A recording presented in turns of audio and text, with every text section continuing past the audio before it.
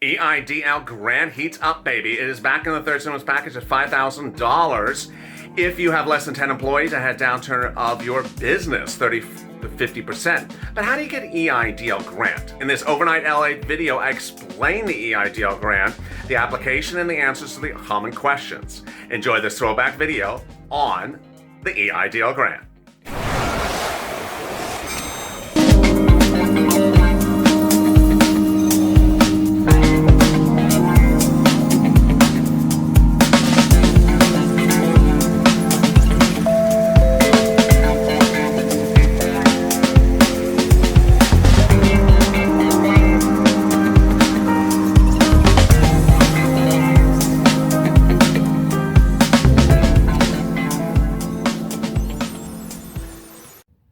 The devil wears Prada scarves, but apparently she's now giving 666 processing numbers to viewers of this channel. This is LALATE. Hope you're good and safe. This is an EIDL grant update for today. As always, like and subscribe to this channel and drop your comments below, and we may try to answer them in tomorrow's recording, unlike today's. And please hit that bell on the front of this channel so you get an alert every time you see the number 666 appear in your side gig application for EIDL grant. Usually we'd be answering your EIDL grant questions about now, but in thinking and looking over yesterday's grant video, and we have all these wonderful new viewers joining this channel, thank you. I thought we were really rushing through a lot of the nuances of the EIDL grant that really need to be gone through slowly, because we were basically trying to condense 2 months of recordings into a 5-second bombshell at the 10-minute mark, and that's too much, too quickly, and a little bit too confusing and overwhelming for new viewers. So we're going to slow it down and go off book, which I know you always love when I spice it up a little bit, and really give you all the nuances, tidbits, bombshells, exclusives, twists, and turns that you need to really know about what you're getting yourself into with the EIDL grant and loan SBA applications. The reason why this channel exists is because we deal with all the details. We deal with all the elements, whether it's collateralized or not collateralized, terms and conditions, what's working capital, how does working capital work, can you negotiate the loan, can you renegotiate the loan, can you get the grant money, can you get multiple grant monies, all these sort of usual details that is hideously complex, but not confusing when you know it. What's great with the viewers of this channel is I've slowly done little bits at a time, and viewers have really gotten it, understood it, and done it well. But for new viewers, it may be a lot of information too quickly. So I'm going to try to do is try to get it all covered in a recap of basically 2 months of recording in one video. I don't know if I can do it, but let's do it right now. First, when you apply, I'm going to go back in time, as I guess this is sort of the modus of operandi. The reason why this channel picked up and got speed early on when it launched in April 25th was we realized that people had made mistakes in their EIDL applications. Now that some of you have applied for the EIDL grant this week or maybe in May, just very recently, there may be errors on your application. And those errors may ultimately impede your ability to get grant or loan money. So I want to go over with you where the common errors are. So we're first dealing with the application process itself. I want to make sure you got it right. And for returning OG viewers, this is important as well. You don't want to make a mistake.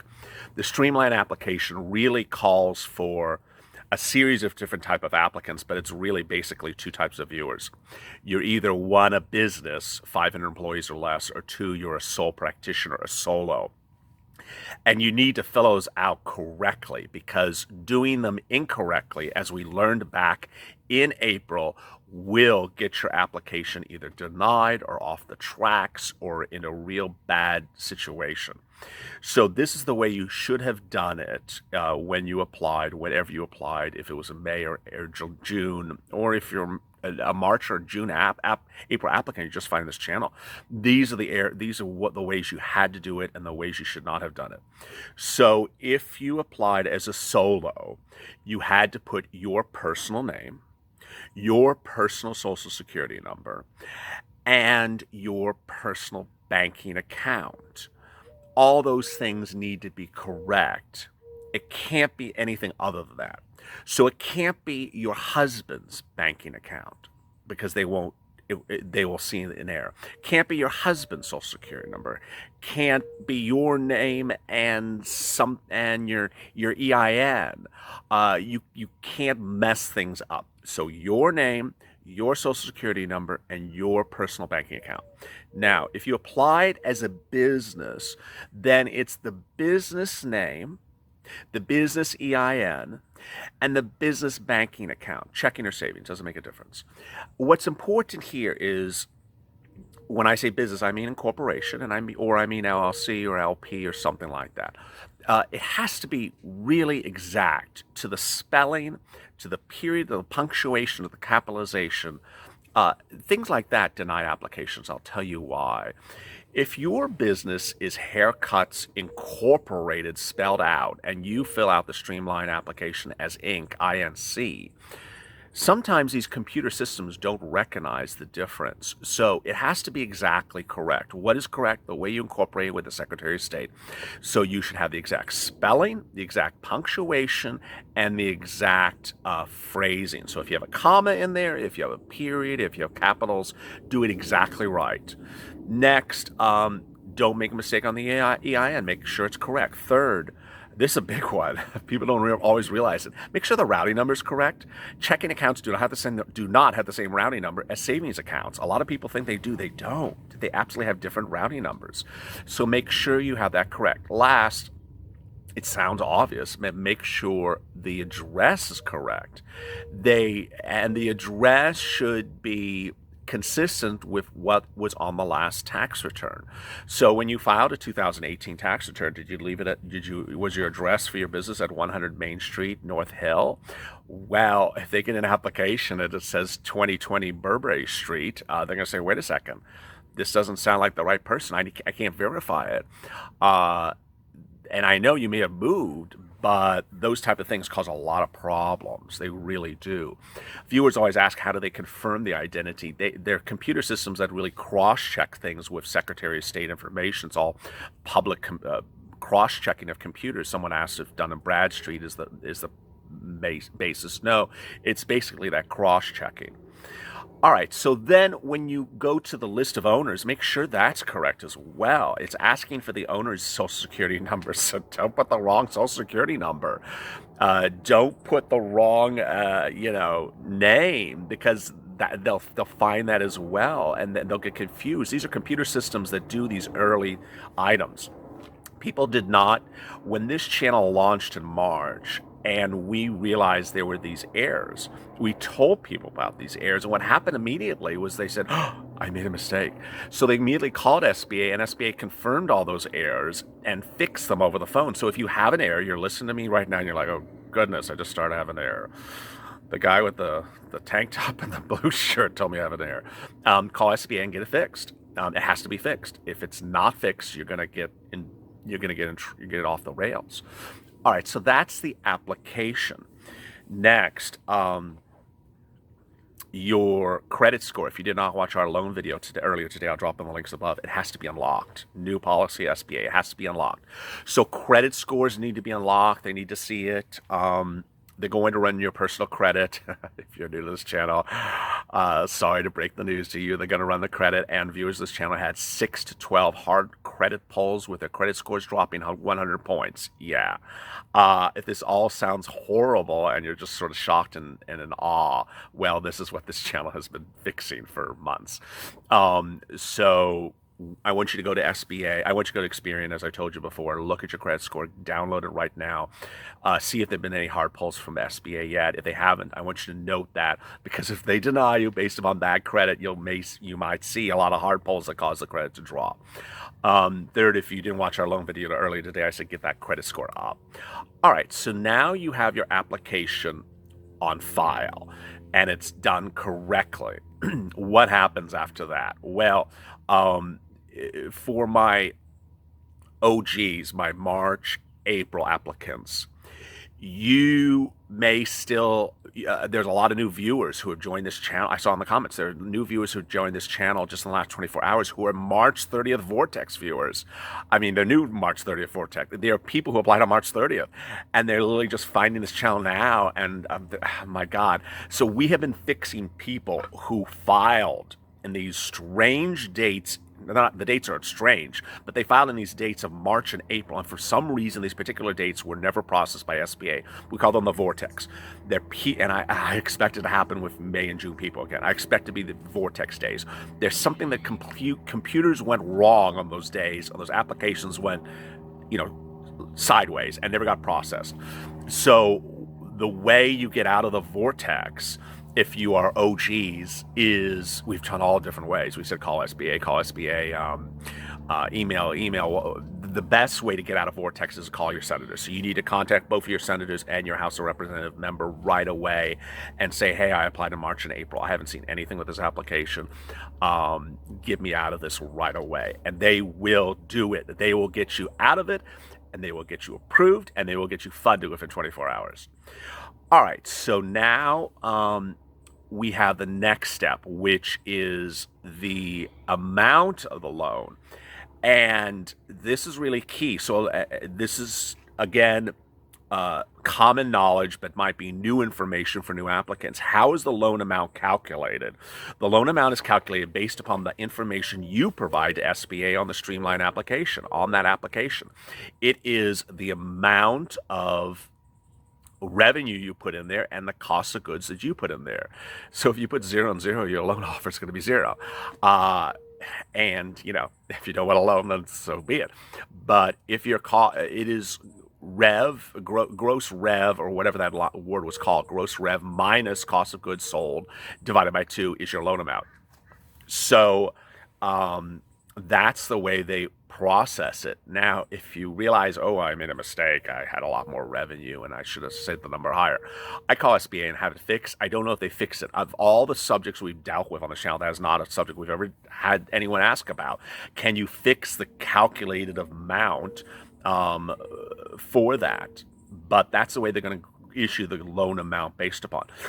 So then the next question is, how much money are they going to loan you, and is the loan amount conflicting with other things? And I got a comment about just like 10 seconds ago on a private message from someone saying, does EIDL conflict with this? Does it conflict with that?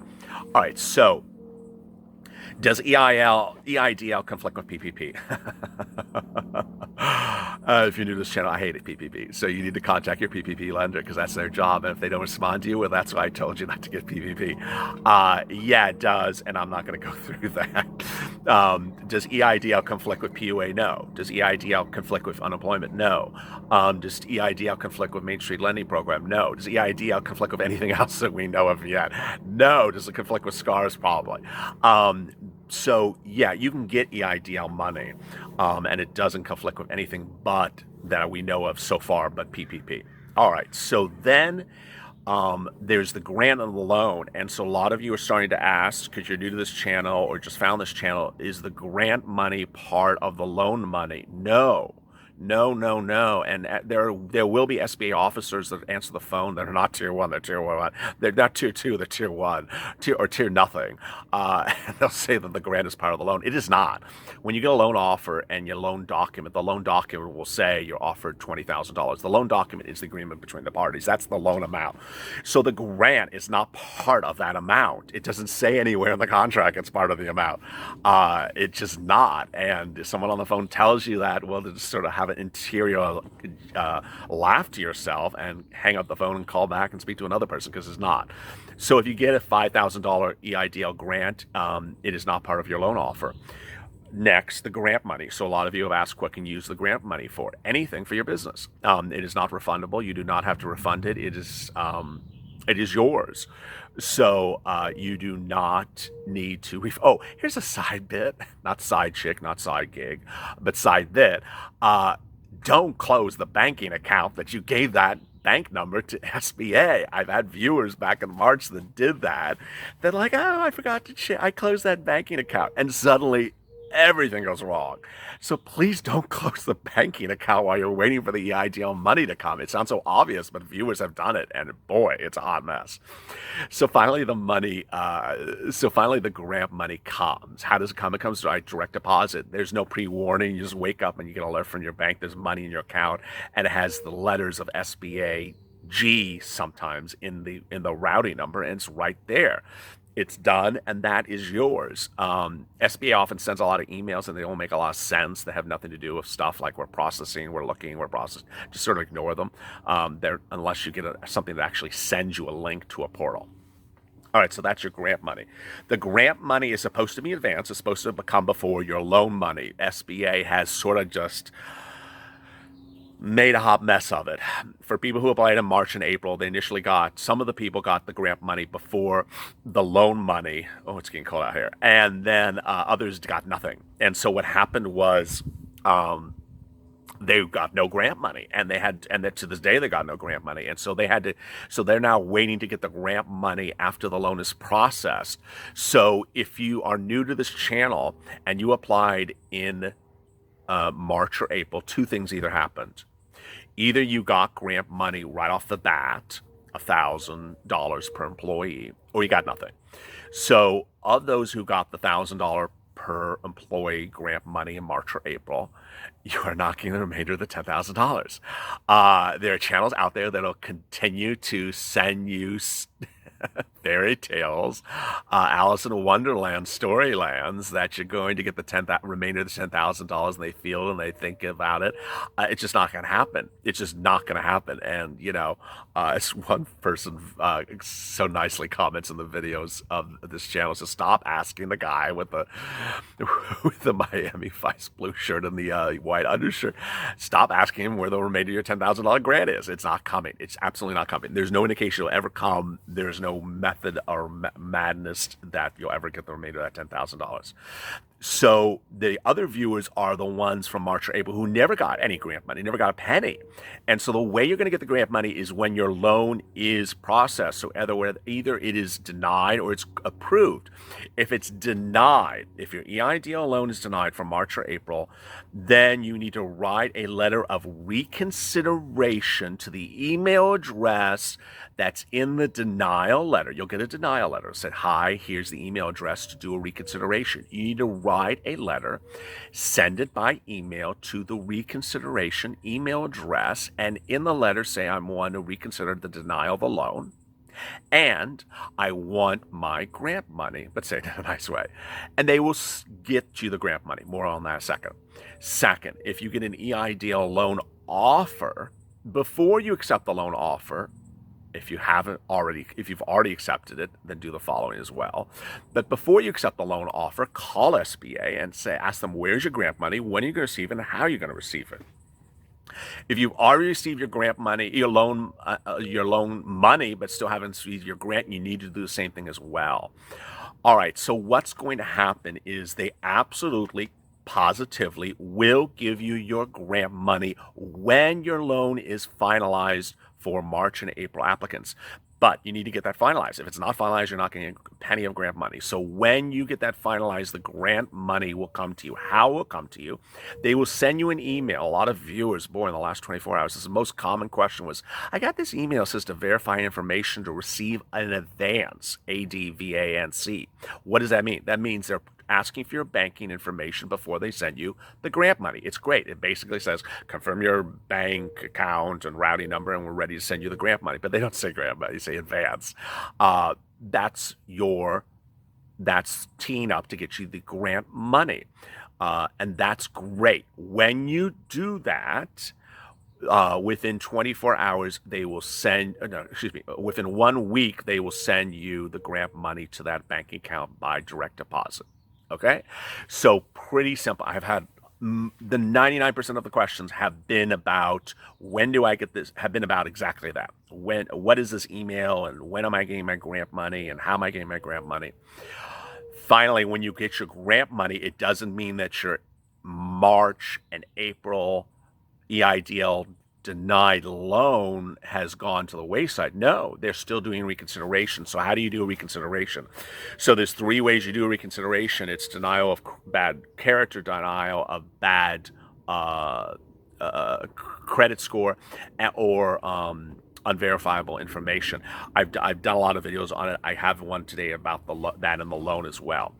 So you need to do that, and that will tee you up for potentially getting your loan amount. So now let's jump to the May and June applicants. So if you applied for an agricultural loan in May, because another channel told you to do so, we know who it is, then the SBA is sort of rolling over and forgiving you and processing you along with everyone else now in June, and is literally sending EIDL grants overnight within 24 hours to your bank accounts. They're that fast. And yeah, I've seen that you all send these frustrated comments like, how dare them send EIDL grant to people that literally just walked in yesterday on June 14th and they're getting their money, and I've been sitting here since March 30th, haven't seen a penny. I feel for you. It's absolutely true. That's why I got so angry in watching that congressional hearing 2 weeks ago or whenever it was, like you did, that they literally are sort of, praising how well they're doing stuff in June. Well, how about the people in March who haven't helped? And they do feel for you. That's what's sort of different in the last 7 days. Javita Carranza's office does feel for you. They are seeing that this is a very bad situation that they put you in and not processing. And there's some reason for it they will never tell, but it is clearly computer failure. It is some subcontractor that's failed, and for some reason they just haven't gotten to you. All right, so then you'll get your grant money with these May and June applicants very fast. Now, I don't know what's going to happen in a week. It's 24-hour turnarounds now. I mean, in a week, maybe it's a 3-month turnaround. That has been the sort of par for course of the SBA. Things move very quickly early on, and things just go very bad, or things start very slow and then get very bad. I mean, that's what happened before. It was very bad from March 30th to early April, and then middle April, everyone went so smoothly. And then late April even went faster.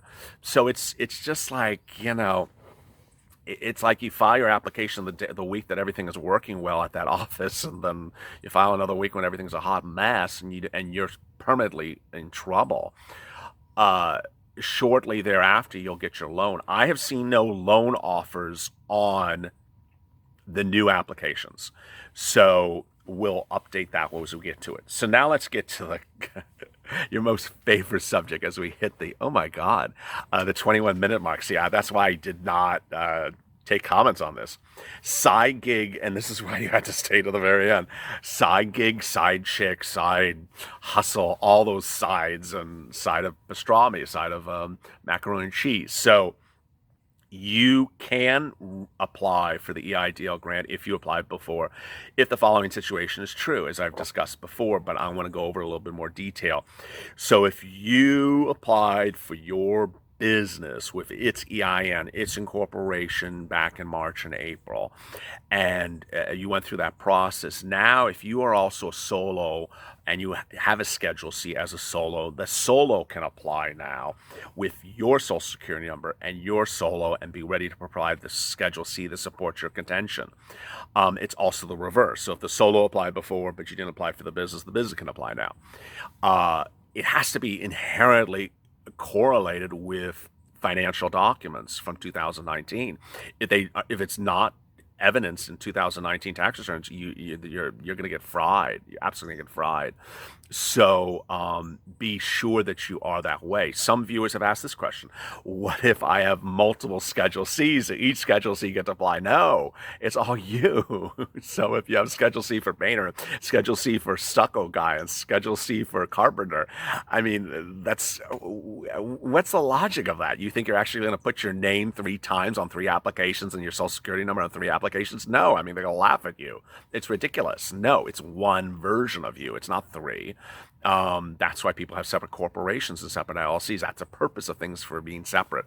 So, for example, if you have a car dealership incorporated and you also have a a shoe manufacturing business LLC, well, they can separately apply for the grant if they were and loan if they were separately impacted by COVID-19. It's as simple as that. Some viewers have asked like these insanely confusing tax questions, which I'm really not going to get into, like, can a solo have employees? I don't know how you're doing your tax return, but if you're a solo and you're paying payroll tax as a solo, well then, try what you can try, but it just sounds really weird that you have a solo business and you have employees. Understand what employees means and understand what independent contractor means. There's another channel out there that said independent contractor can be you and your wife. No, it can't. Independent contractor means it's a Schedule C operation. There is no you and your wife. Now, your wife can be her own independent contractor, and you can be your own independent contractor.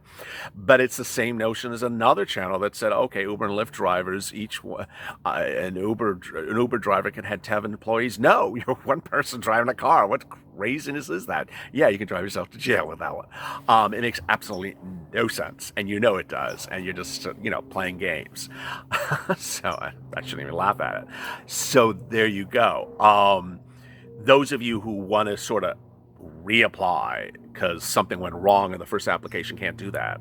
They're going to see it and bounce it. So if you went through the first application in March or April for whatever entity you did and something went wrong, you went for the loan, you got denied the loan, you said, I'm going to try it again. No, I mean, you can't. That's not the purpose of the process. The purpose of the process is for new applicants. It's not for a try again. It's not a mulligan. It's not SBA mulligan operations. So finally, when you get the loan, here we go. Boy, there's a lot to cover. When you get the loan, and you have a loan offer, that doesn't mean they're going to accept it on their side. Viewers don't understand that still, newer viewers. So if you get a loan offer, you're going to see a portal invite to an email that sends you to a portal. You sign in and says loan offer $5,000 or $10,000. You accept it, and then you get a denial. They're like, why did I get a denial? Because they haven't accepted it.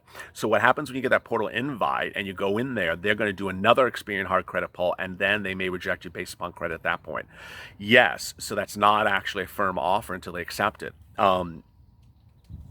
If the offer is above $25,000, if it's $25,001, consider this. At that point, it is collateralized. So $25,001 is a collateralized loan, meaning that if you default on the loan, they will come and take the things that are collateralized against, which include your business bank accounts, your business furniture, your business items. They have the power to do that. If you do not want to be collateralized, then you need to get the loan lowered. Boy, there's a lot here in this video. This is like a chock full of nuts. So if you get a loan offer of $50,000, you need to contact SBA and say, I want to reduce this to $24,900, which is the popular number of this channel. I would send it also in the link inside the portal, and also send it by email. Say, I want to reduce it. Do not sign the loan document until you do not sign the loan document. Do that because once you sign the loan document, they are not reducing the loan amount. If you have accepted the loan amount and you now have a second chain of thought, I'm sorry. The best thing you can do is just sit back and hope nothing goes wrong. And if you're unhappy after a year, give it back, or you can give it back now. There's no early payment penalty within the first year. There's nothing to do either. If you want it, let's go the other direction. First of all, I don't know if Jovita's going to have the same problems with the second round of applications, but if you get a loan offer of $1, $0, $1,000, $1,500, or $1,800, it's a computer glitch. They really don't intend to offer you that loan amount. There's some tier one operators who say, yeah, that's true. That is a correct amount. It is not. It's a computer glitch. Call SBA and get it reversed. But you can negotiate the loan amount up. So the way you negotiate the loan amount up is the same way I just told you, the same places in the portal, email, and call SBA. Indicate to them why you need a higher loan amount, what the larger loan amount is based upon, and what financial documents you have to support that larger loan amount, and do it based upon a calculation. So if it's $200 a month for payments versus 179, explain why you can afford 200 versus 179. They want to loan more money. That's actually their sort of operational thought. So they want to loan more money. They're not adverse to it. Finally, when the loan document comes, you will sign the loan document, and when they sign the loan document, it means it's confirmed. At that point, we're good to go. And if you have more questions to today's video, drop them in the comments below by 2 p.m. Pacific Standard Time tomorrow, and I'll try to answer them at that time. As always, save LA for more.